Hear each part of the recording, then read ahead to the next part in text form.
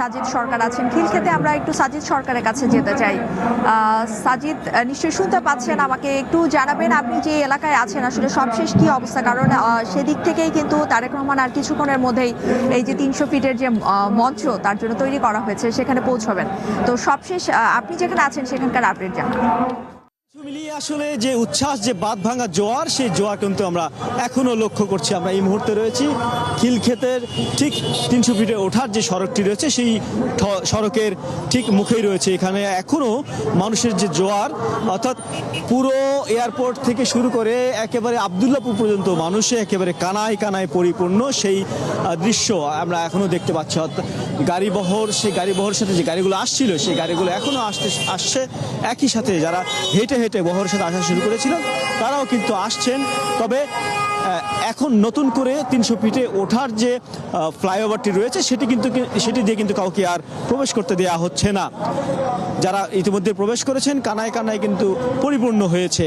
অর্থাৎ বিশ্ব রোড, কুলিল বিশ্ব রোড, এই সড়কটি যে রয়েছে ঢাকা ময়মনসিংহ সড়ক, সেই সড়কে কিন্তু মানুষ অবস্থান নিয়েছে।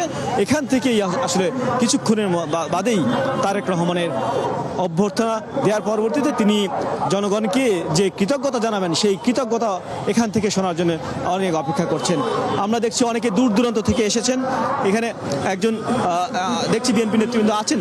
আপনার কোথায় থেকে এসেছেন এবং এই যে অনুভূতি কেমন লাগছে আপনার?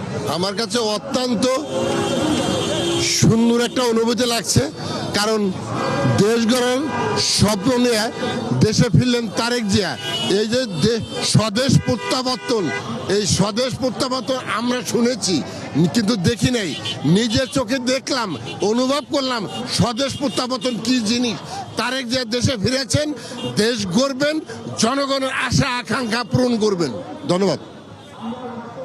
কোথায় থেকে এসেছেন? আমি ফরিদপুর থেকে আসছি। আমার কাছে অনেক আনন্দ লাগছে।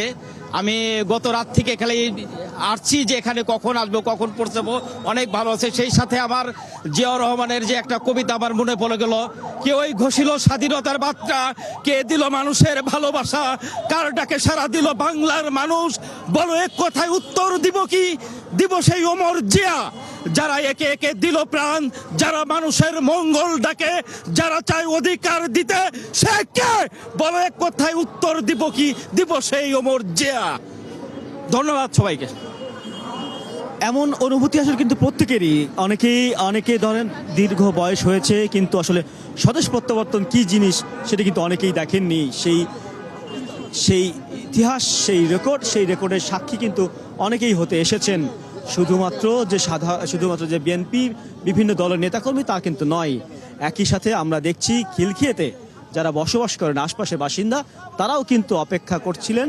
এবং তারেক রহমান যখন এই সড়কটি দিয়ে 300 ফিটে প্রবেশ করেন বাসে, বুলেটপ্রুফ বাসে, সে সময় যখন হাত নাড়িয়েছেন প্রত্যেকের উদ্দেশ্যে, সেই দৃশ্যটি একবার দেখার জন্য কাছ থেকে অনেকে কিন্তু এখানে অপেক্ষা ছিলেন ঘন্টার পর ঘন্টা। আমরা দেখেছি। আপনি কোথায় থেকে এসেছেন একটু বলবেন? কেমন লাগছে? খুলনা মহানগর শ্রমিক দলের পক্ষ থেকে আসছি। ট্রেনে আসছি, অনেক কষ্ট ক্লাব করে আসছি, নিজের টাকা পয়সা খরচ করেছি, কোনো দলীয় নেতাকর্মীকে সহযোগিতায় আসেনি।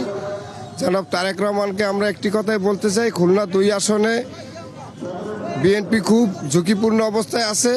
নমিনেশন নিয়ে 2 পক্ষর বিভ্রান্তি হচ্ছে।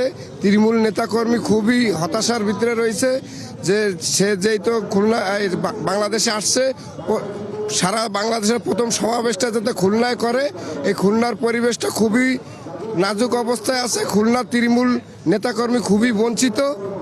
তাই আমি জনাব তারেক রহমানকে দৃষ্টি আকর্ষণ করব, খুলনায় যাতে 2 আসনে একটি সুদৃষ্টি তাকায়।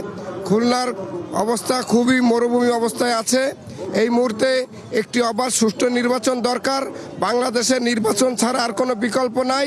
নির্বাচনের মাধ্যমে এ দেশকে একটি সুন্দর দেশ উপহার দেবে জনাব তারেক রহমান।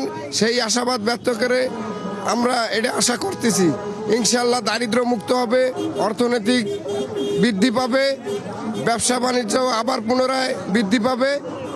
এমন প্রত্যাশা আসলে সকলেরই। এই প্রত্যাশা যে তারেক রহমান দেশে এসেছেন, দেশে ফিরেছেন, 17 বছর তিনি যে নির্যাতন বা নির্বাসনে ছিলেন, সেই নির্বাসনে শুধুমাত্র তিনি ছিলেন না, দেশে যে বিএনপির নেতাকর্মীরা ছিল সারা দেশে, ওয়ার্ড থেকে শুরু করে ইউনিয়ন, উপজেলা, পৌরসভা যারা ছিলেন তারা কিন্তু এই 12 বছর 13 বছর স্বৈরাচারী আওয়ামী লীগের যে নিষ্পেষণের শিকার হয়েছেন, যে মামলা এবং এই মামলার ফলে তার পেটুয়া বাহিনী, তার নিয়ন্ত্রিত যে প্রশাসন, পুলিশ প্রশাসন থেকে শুরু করে যারাই ছিলেন তাদেরকে যেভাবে নিপীড়ন করেছেন, অর্থাৎ এরা এক রাত কখনো ঘুমাতে পারেননি।